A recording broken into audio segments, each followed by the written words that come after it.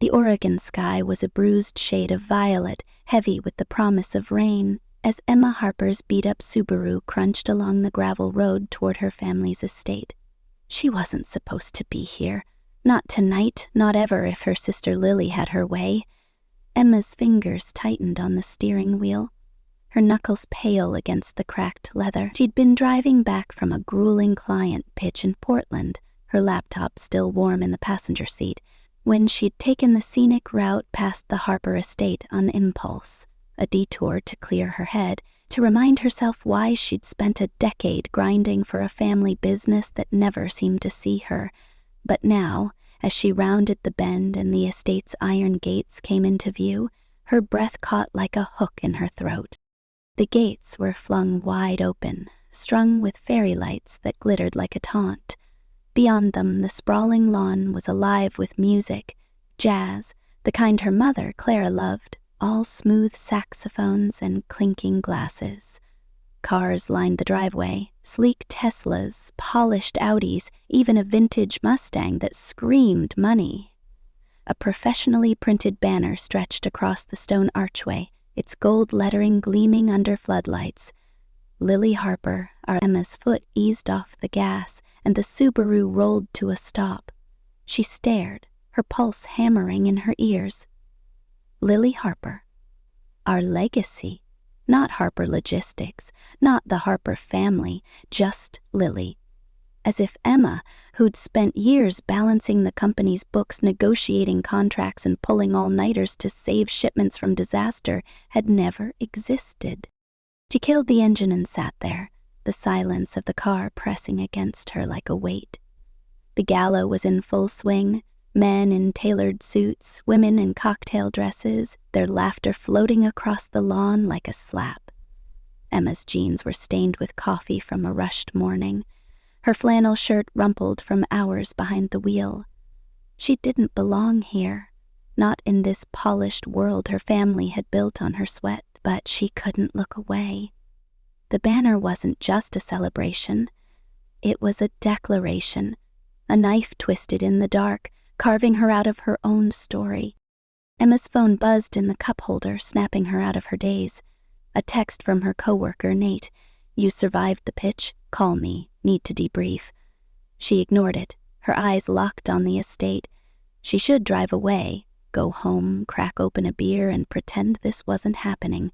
But something in her, call it stubbornness, call it masochism, pushed her to step out of the car.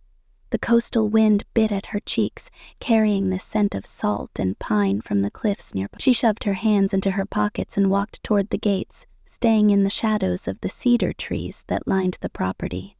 She wasn't crashing the party. She just needed to see, to understand how far they'd gone to erase her. As she crept closer, the scene unfolded like a movie she hadn't been cast in. Waiters in crisp white shirts wove through the crowd, balancing trays of champagne. A string quartet played under a pergola draped in ivy. And there, at the center of it all, was Lily Harper, her sister, radiant in a sapphire dress that hugged her like a second skin. Her blonde hair was swept up in a chignon, her smile wide enough to charm a snake. She held court, shaking hands, laughing, every gesture polished to perfection. Their mother, Claire, stood beside her, her silver hair gleaming, her eyes bright with pride. Their father, David, lingered near the bar, his broad shoulders slouched, his gaze distant but approving. The family Emma had poured her life into, celebrating without her, as if she were a ghost. Emma's chest tightened, a familiar ache she'd carried since childhood. Growing up, she'd believed in balance. Work hard, show up, make the right calls, and you'd matter. She'd stayed late at the warehouse, fixed payroll errors, even sold her vintage record collection to cover a tax bill when the company teetered on the edge. All for them, for Harper Logistics, for the family name. But lately that hope had curdled into doubt. Being invisible wasn't a phase. It was a plan. And tonight, under those glittering lights, the truth was undeniable. They didn't just forget her. They chose to cut her out. She turned to leave, her boots crunching on the gravel when a voice called out, "Miss, you with the catering crew?" A security guard in a black polo shirt stepped from the gatehouse, his flashlight sweeping toward her. Emma froze, her heart lurching. "No, I'm just passing by," she stammered, backing toward her car. The guard's eyes narrowed, but before he could press, a burst of applause from the gala drew his attention. Emma seized the moment, sprinting to her Subaru and slamming the door. She fumbled with the keys, her hands shaking, and peeled out onto the coastal highway, the estate's lights fading in her rearview mirror. The road was dark, the cliffs to her right dropping sharply to the Pacific. Emma's breath came in short gasps, her mind replaying the banner, Lily's smile, her mother's pride. She was so lost in thought, she almost didn't notice the headlights behind her.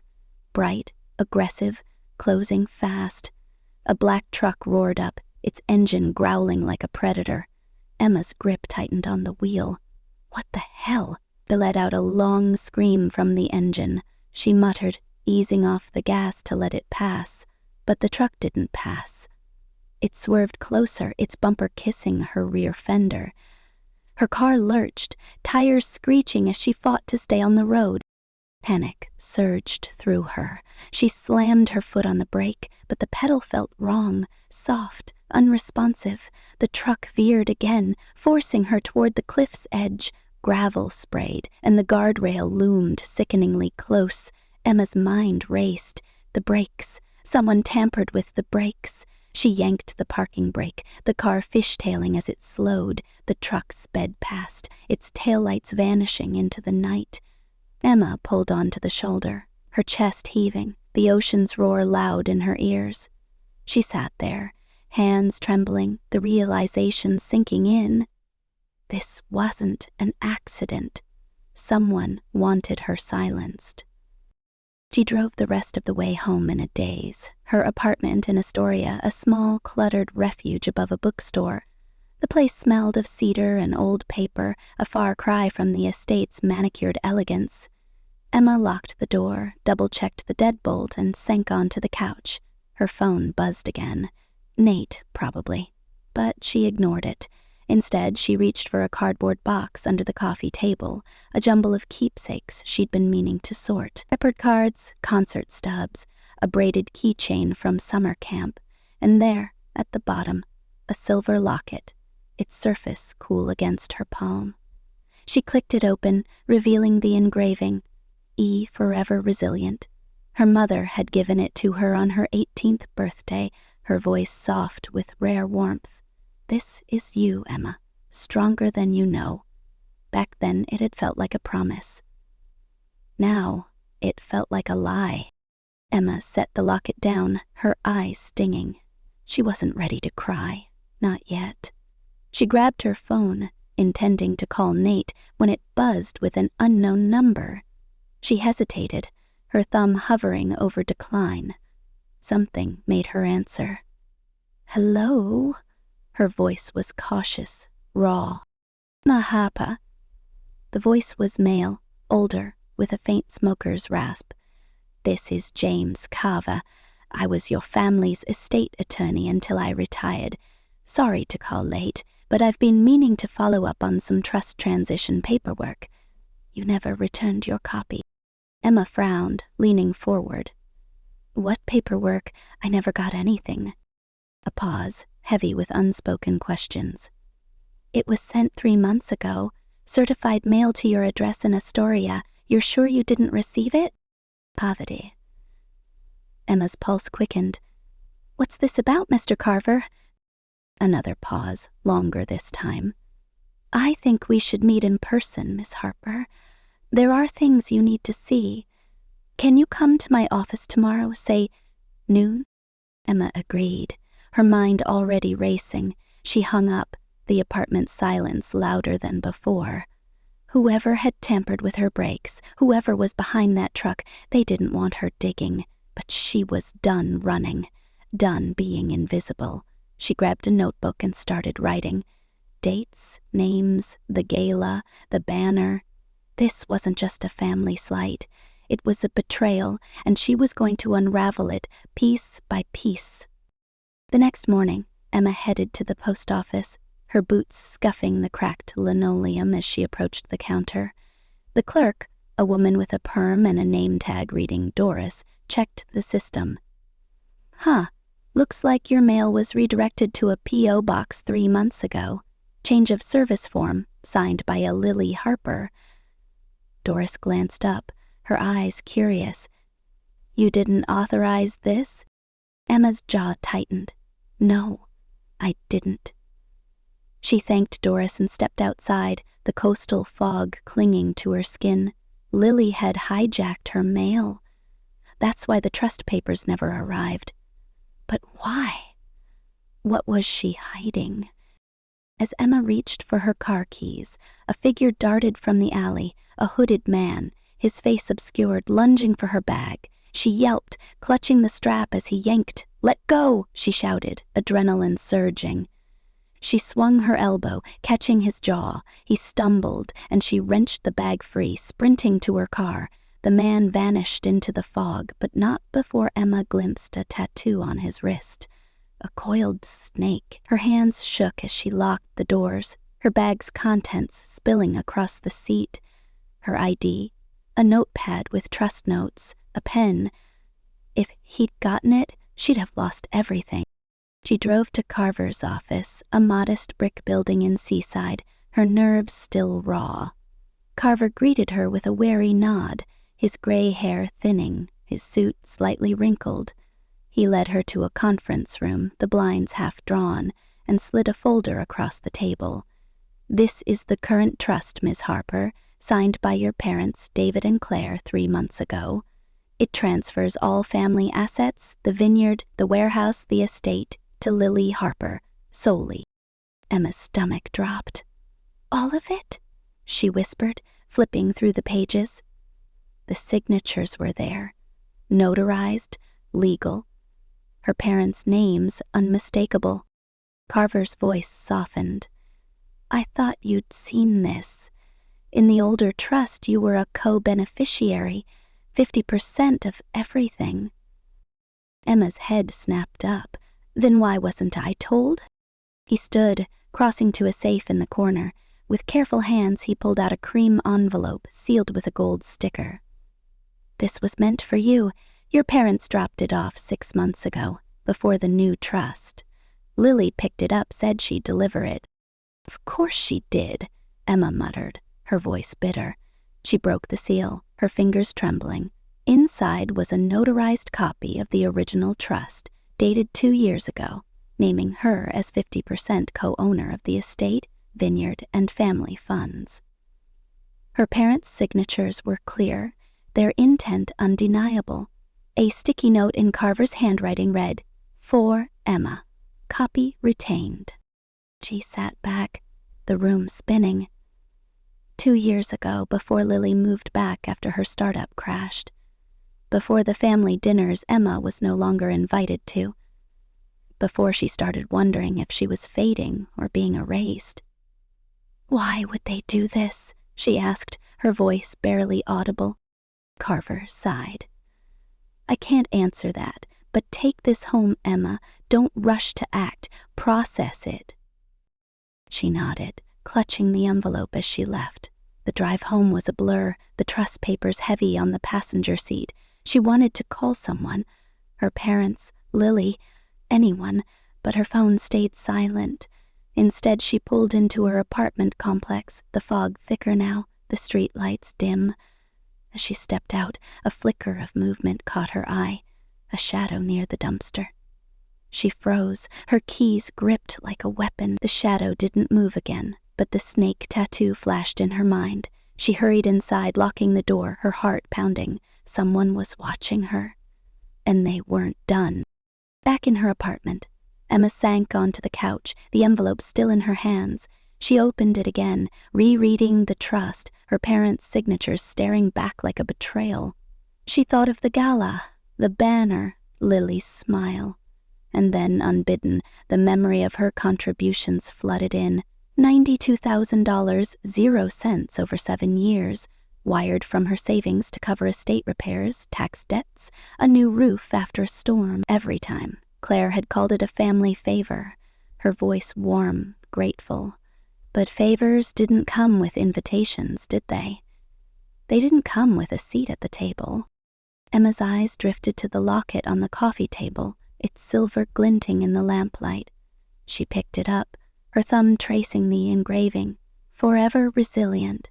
She wasn't sure she believed it anymore, but she wasn't ready to let it go. Not yet. She grabbed her laptop and pulled up the county clerk's website, typing in the estate's address. The deed history loaded, and there it was. 3 months ago, the estate transferred to Lily Harper. No mention of Emma, no trust, just a clean, quiet change. And then a second document, the vineyard also to Lily. No discussion, no notice. Emma's phone buzzed, pulling her from the screen. A text from Lily. "Stay out of this, Emma. You were never meant to inherit." The words weren't just cruel. They were a confession. Emma stared until the screen dimmed, her resolve hardening. She wasn't going to scream. She wasn't going to cry. But she was going to fight. The next day, Emma drove to her father's vineyard office, a low-slung building nestled among rolling hills. The air smelled of grapes and earth, a scent that used to feel like home. David was behind the counter, flipping through invoices, his flannel shirt rolled to the elbows. He looked up, his face neutral. "Didn't expect you today," he said, no warmth in his voice. "Just thought I'd stop by," Emma replied, her tone light, her eyes scanning the room. There, on the back wall, was the founder's plaque she'd designed a decade ago, her name once etched beside Lily's. Now, it bore only 3 names: David, Claire, Lily. Hers was gone. "You got an update?" she asked, her voice steady. David didn't look up. "Lily's been running things. She's earned it." Emma bit the inside of her cheek, the coppery taste grounding her. "Erasing someone's name is a promotion now." "You moved out, Emma. You're doing your own thing." His voice was flat, final. Her own thing, paying their debts, saving their legacy, living in the shadows. She turned to leave, but not before snapping a photo of the plaque with her phone. Evidence. She'd need it. That evening, Emma's apartment was quiet, the fog outside pressing against the windows. She was heating leftover pizza when the smoke alarm blared. Flames licked the corner of her living room, devouring a box of old photos. She grabbed a fire extinguisher, her hands shaking as she doused the blaze. The damage was contained, but her keepsakes, letters, Polaroids, a mixtape from high school, were ash. She sank to the floor, the extinguisher's chemical smell burning her nose. This wasn't an accident. Someone had been here, someone who knew she was getting close. Emma spent the night on the couch, a kitchen knife on the coffee table, the locket clutched in her hand. She didn't sleep. She planned. The gala, the truck, the bag snatch, the fire. They weren't random. They were warnings, but warnings meant she was onto something big enough to scare Lily, to scare them all. The next morning, Emma called Carver again. "I need to see you, today." Her voice was steel, no trace of the girl who'd once begged for her family's approval. She packed the trust papers, the locket, and her laptop, her movements deliberate. As she stepped outside, the fog had lifted, the sun sharp and unforgiving. She glanced at her car, half expecting slashed tires, but it was untouched. For now. She drove to Carver's office, the coastal highway stretching before her like a challenge. Whatever Lily was hiding, whatever her family had planned, Emma was done playing their game. She wasn't just fighting for her inheritance. She was fighting for her name, her worth, her place. And she wasn't backing down. The fog over Astoria was thicker than usual, a gray shroud that muffled the world as Emma Harper stepped out of her apartment.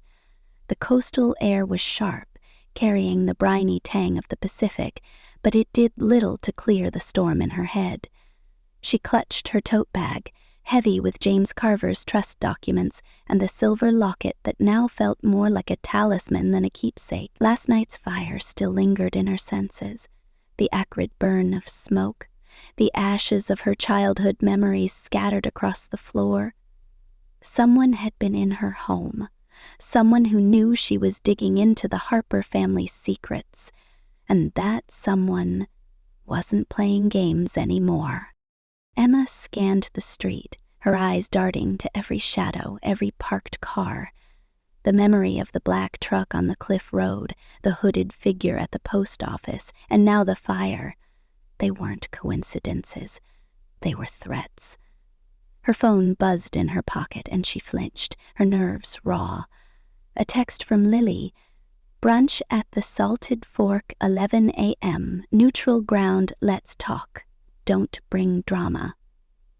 Emma's lips pressed into a thin line. Neutral ground? There was no such thing with Lily Harper. But she typed back, I'll be there. Not to make peace. Not to beg for scraps of her family's approval. She was going to measure the distance between who they thought she was and who she was becoming. The drive to the Salted Fork, a chic Portland cafe with glass walls and overpriced avocado toast, was quiet. Emma kept the radio off, her thoughts loud enough. She parked a block away, her boots splashing through puddles as she approached the cafe. The place was all industrial chic, exposed brick, Edison bulbs, baristas with tattoos and ironic mustaches. It screamed Lily, a stage for her to be seen, to perform. Emma pushed through the door, the bell chiming like a warning. Lily was already seated, her sapphire scarf draped artfully over a cream blazer, her blonde hair catching the light like a halo. Their mother, Claire, sat beside her, her coral lipstick a stark contrast to her pale, strained face. They looked like they'd stepped out of a lifestyle magazine, polished and untouchable. Emma, in her navy sweater and jeans, felt like an intruder in their curated world. Lily stood, her smile tight but practiced. "Emmy," she said, air-kissing Emma's cheek. "So glad you came." Emma nodded, sliding into the chair across from them. "Didn't have much choice, did I?" Her voice was calm, but there was an edge to it, sharp enough to cut through Lily's charm. Claire clasped her hands, her rings glinting. "It's so nice to have both my girls here," she said, her tone syrupy, her eyes lingering on Lily. "Especially the one who's been carrying the family through thick and thin." The words landed like a slap. Emma's jaw tightened, but she didn't flinch. Too delicate, Claire had called her once, when Emma was 16 and crying over a missed scholarship. Lily's the strong one. Back then, it had hurt. Now it was just data, a piece of the puzzle she was assembling. She leaned back, her fingers brushing the tote bag at her feet. "Funny," she said softly. "I thought carrying meant paying the estate's tax debts or fixing the vineyard's irrigation system. My mistake?" Lily's smile faltered, just for a second. Claire's eyes darted to her, a silent plea for control. The server arrived, setting down mimosas and a latte for Emma.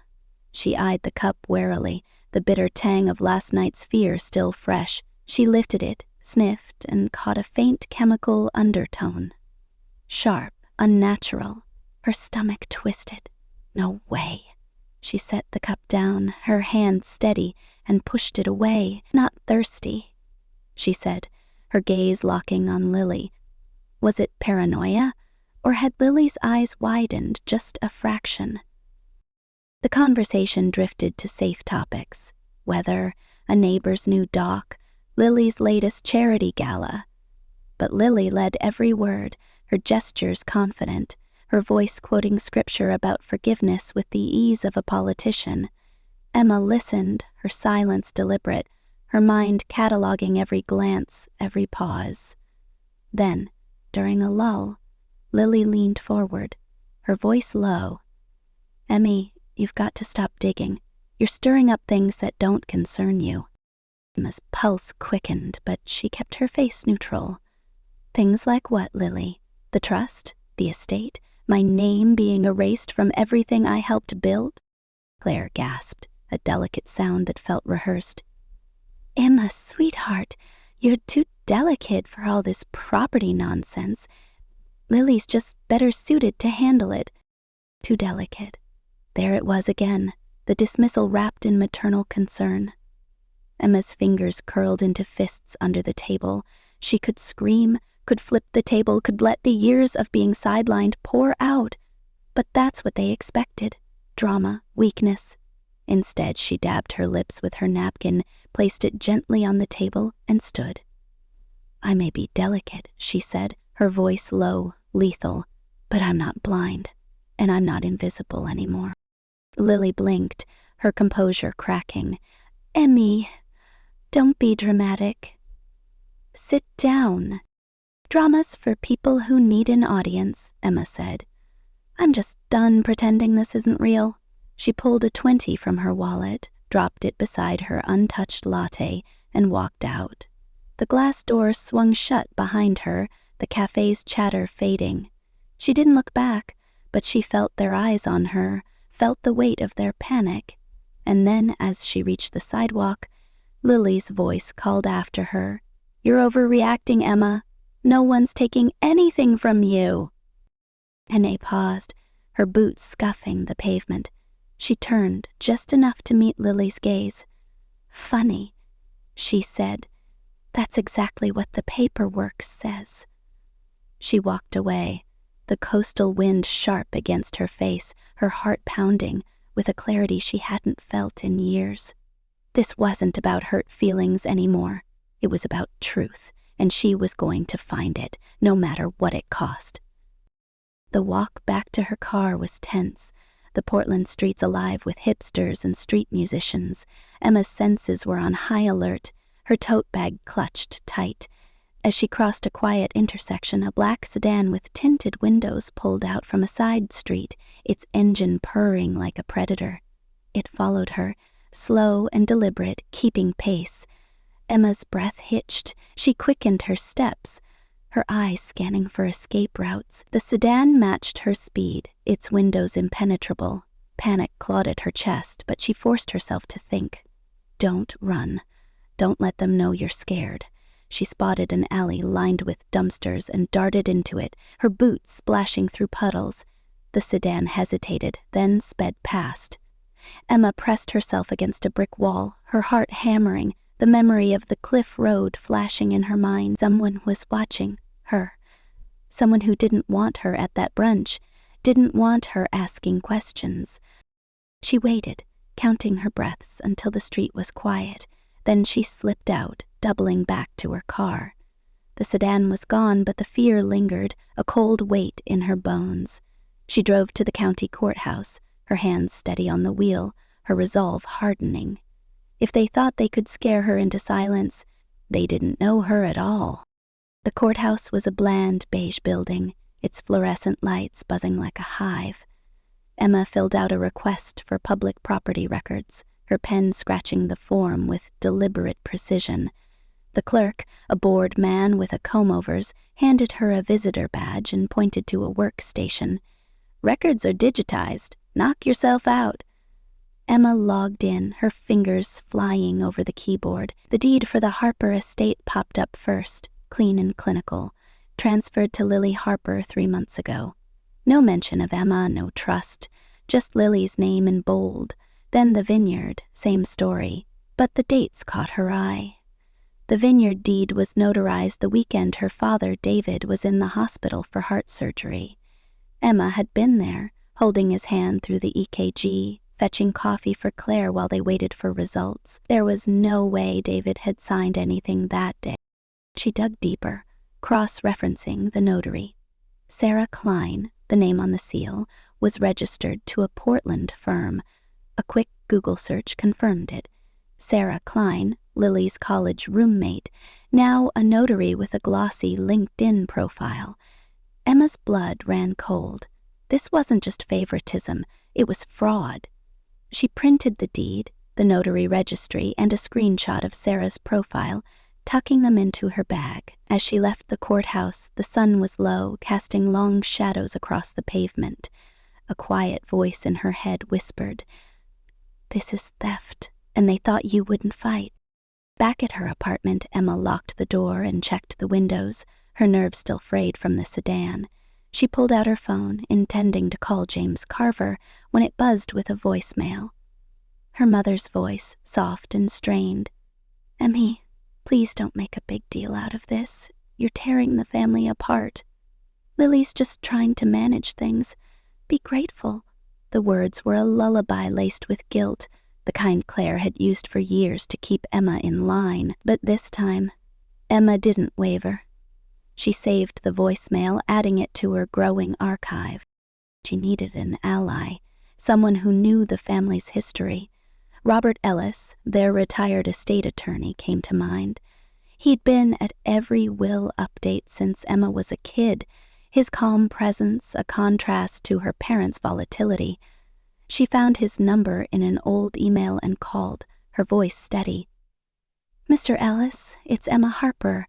I need to talk about the family trust. Can I see you today?"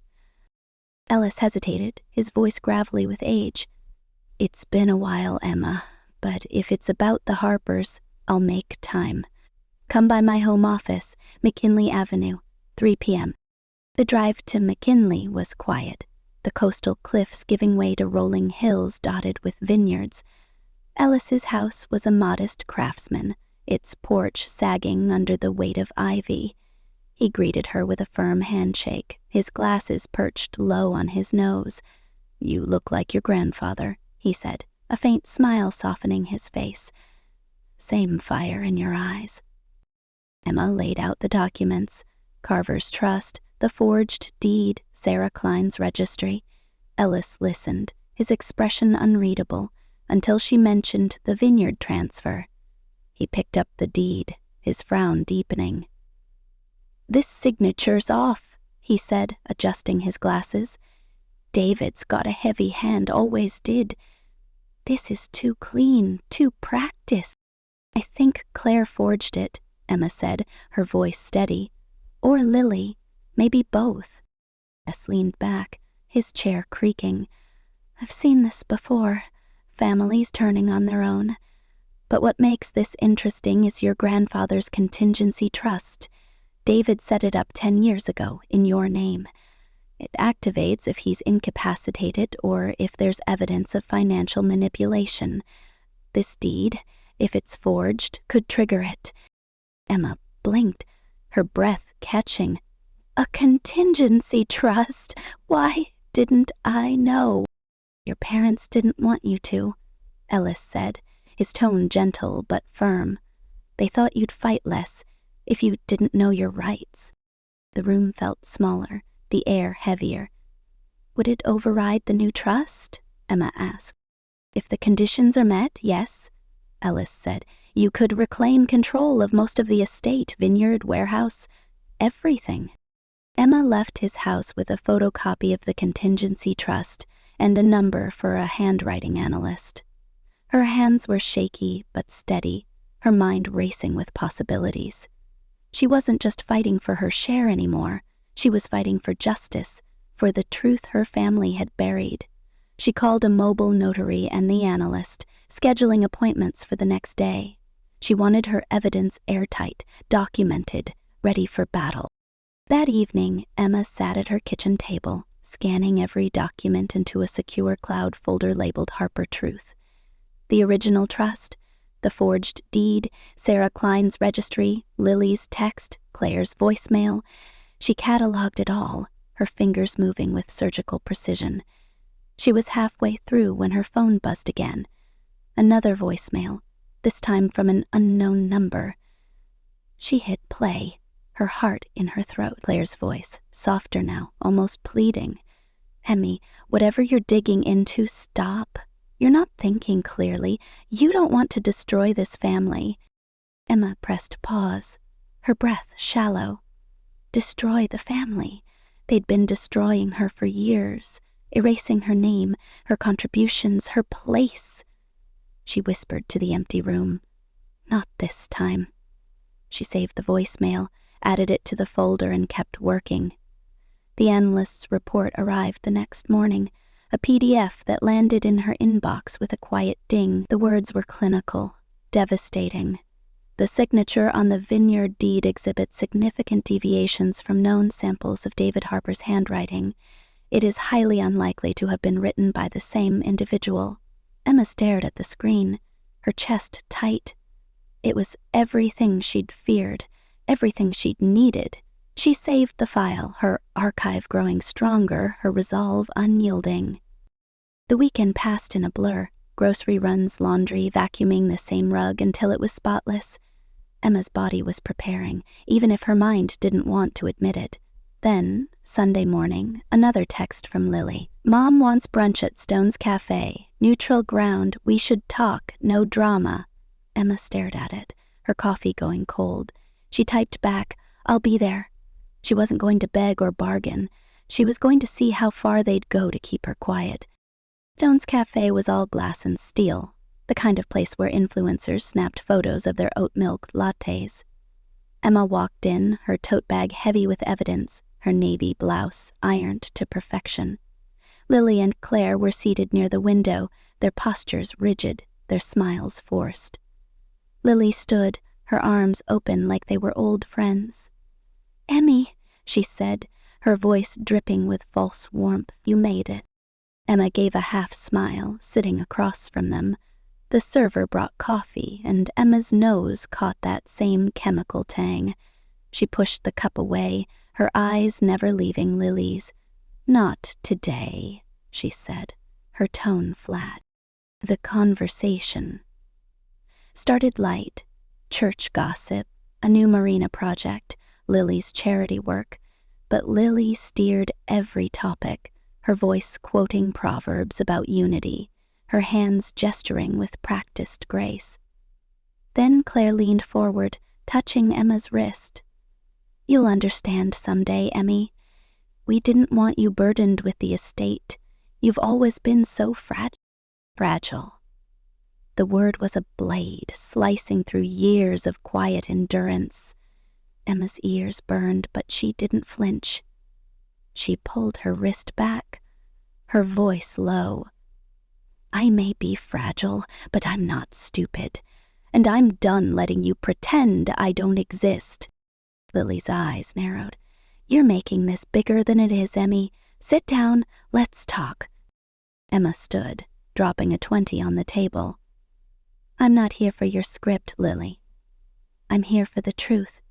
She turned to leave, her steps measured, her silence louder than any scream. Lily called after her. You're overreacting. No one stealing from you. Emma paused at the door, glancing back. The paperwork begs to differ, she said, and walked out.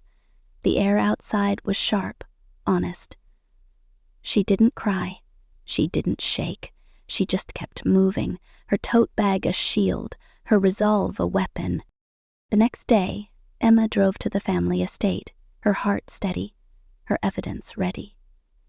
The magnolia tree still leaned left, but the wind chime was new. Glass, not copper, like they'd replaced every trace of her. She rang the bell and Lily opened the door, her white dress pristine, her smile smug. Glad you could make it, she said, stepping aside. We're all in the living room. The room was staged like a courtroom. David sat in his recliner, arms crossed, his face unreadable.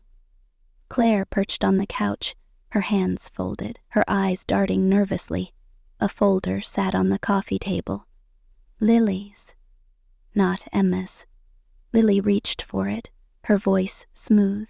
This is just a formality, Emmy, a final division agreement, reviewed by a mediator. Emma held up a hand, unzipping her tote. Before you start, she said, laying out her documents with deliberate calm, this is the original trust, signed 5 years ago, both parents' signatures. She slid the forged deed next, then Sarah Klein's registry, and this is the notary.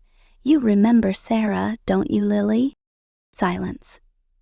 Claire shifted, her rings clinking. David looked older, smaller.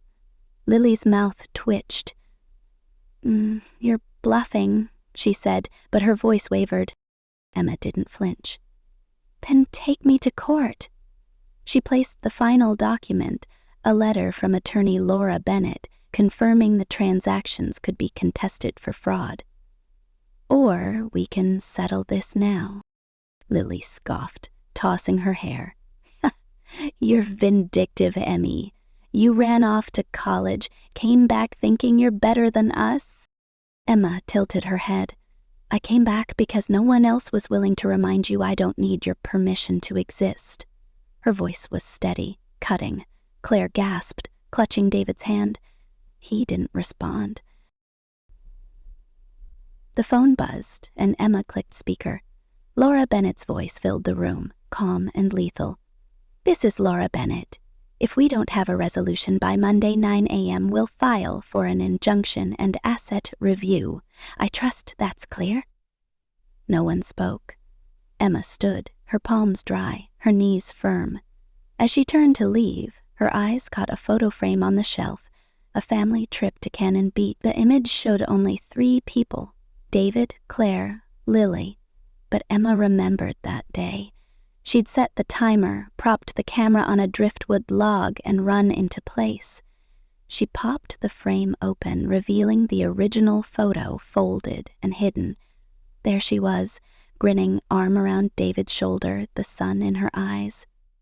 They hadn't erased her completely. They'd just tried. She refolded the photo and slipped it into her bag. The only sound as she left was her boots on the hardwood. No protests, no lies. The morning air was still, the world holding its breath. Emma drove to the courthouse, her evidence ready, her heart unburdened.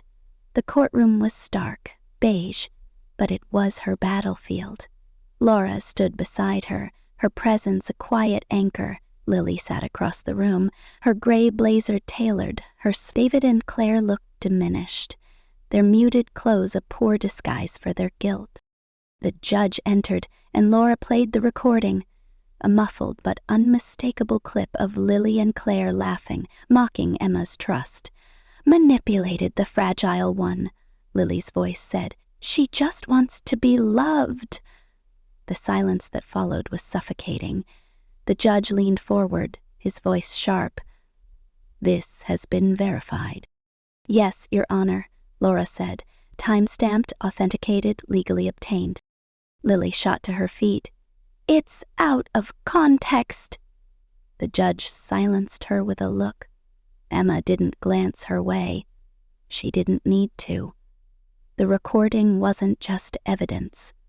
It was validation. Every doubt, every fear, every night she'd wondered if she was imagining it. It was real. Emma stood, her voice steady. There's one more thing. She handed Laura a page, which the clerk passed to the judge.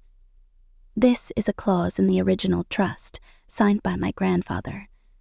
It grants me veto power over any asset transfer until I'm 35. She paused, meeting the judge's gaze. My 35th birthday is in 2 days. The judge's eyes narrowed. Then, as of Wednesday, no contested assets can be transferred without your consent. Lily's breath hitched, her eyes darting to their parents. You knew about this, she hissed. Claire's face was pale, David's hand rubbing his forehead like he could erase the room. Emma pulled a crumpled origami crane from her pocket, its wings faded but intact. Her grandfather had taught her to fold it, his hands steady, his voice warm. You're the one with wings, he'd said, tucking it into his wallet. It had been returned to her after his funeral, a quiet promise. She placed it on the table, its presence louder than any speech. The judge finalized the ruling, assets frozen, probate reopened, fraud investigation authorized. Emma turned to leave, ignoring Claire's whispered, Emmy, please. She paused, her voice low. This isn't revenge. It's restoration. The gravel crunched as Emma pulled into her grandfather's coastal cottage, now hers. The title bore her name, a quiet victory. Inside, the cedar scent wrapped around her like a hug. She wandered to the kitchen, the window above the sink still framing the sea. A knock startled her. Mrs. Alden, the neighbor, holding a weathered envelope. "Found this in the old church mailbox," she said. "It's for you." Emma took it, recognizing her grandfather's handwriting. She sat in his old armchair, the creak familiar, and opened the letter. His words spilled across the page. "Emmy, if you're reading this, the winds have shifted. I knew they might. People forget what's fair when fear takes hold. You've always had my heart because you protect, not possess. Speak softly but stand tall. Justice knows where to land. Love always. Pops." She folded it carefully, her chest tight with release, not relief. Her phone buzzed, a voicemail from Claire. "Emmy, we didn't know what you meant to us until you walked away. I don't expect forgiveness, just be okay." Emma listened, her eyes dry. She wasn't angry, but she wasn't ready to open that door. Some closures were quiet. She walked to the study, now a reading room with white curtains and her grandfather's books. On the mantel she placed the origami crane, its wings a testament to the girl who'd folded hope into corners, who'd stayed silent too long. Outside, kids laughed, chasing a paper bird in the breeze. Emma smiled. She wasn't chasing approval anymore. She'd been the foundation all along. Quiet, steady, indispensable. And now, with the sun on her face, she was free to begin again.